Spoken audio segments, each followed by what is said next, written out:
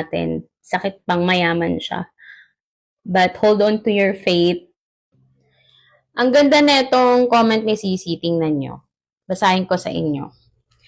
Sabi niya, I always believe God will provide. Nasa Diyos ang awa, nasa tao ang gawa. Ilang beses nang pinakita ni Lord sa akin yan. Breast cancer stage 3B ako. Asawa ko lang ang nagtatrabaho sa amin. Sobrang hirap hanapin kitain ng pera, lalo na ang pang chemotherapy ko. Imagine, no?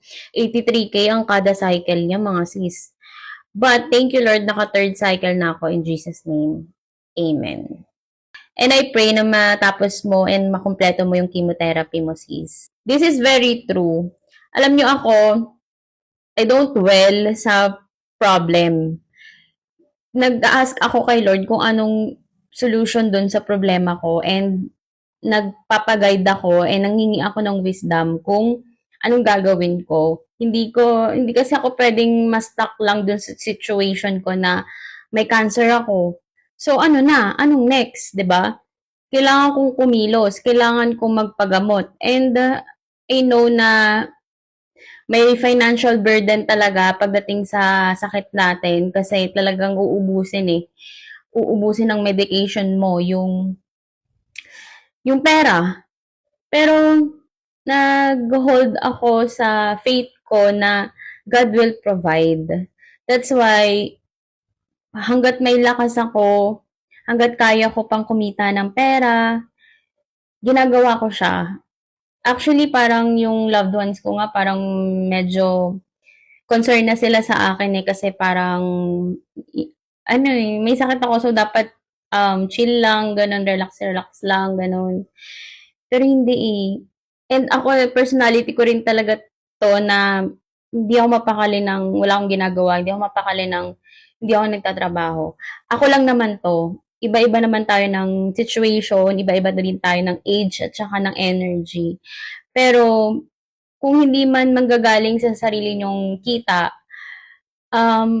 malim nyo, mag-send ng blessing si Lord through other people, di ba? Meron mag-provide sa inyo through other people. May ginawang instrument si Lord para maka-abot sa inyo ng assistance. So, wag na tayong mag-waste pa ng time, wag na tayong magsayang ng oras.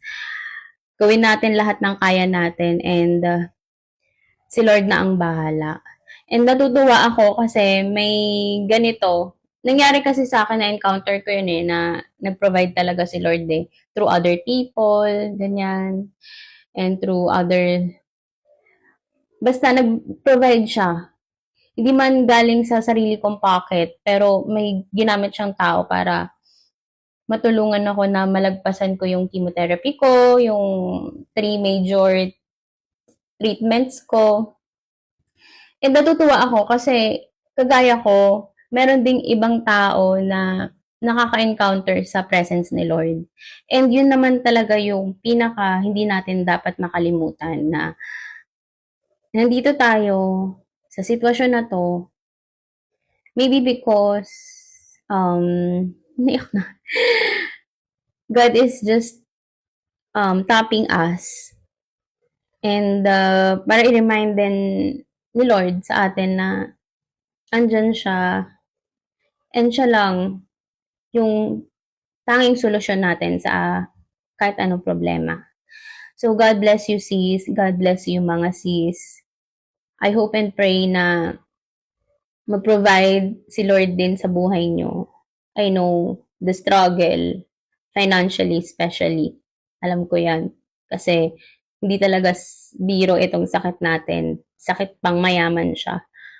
But hold on to your faith. Idasal nyo lang. I know na kikilos ang Diyos sa buhay nyo. Basta kumapit lang kayo at huwag mawala ng pag-asa.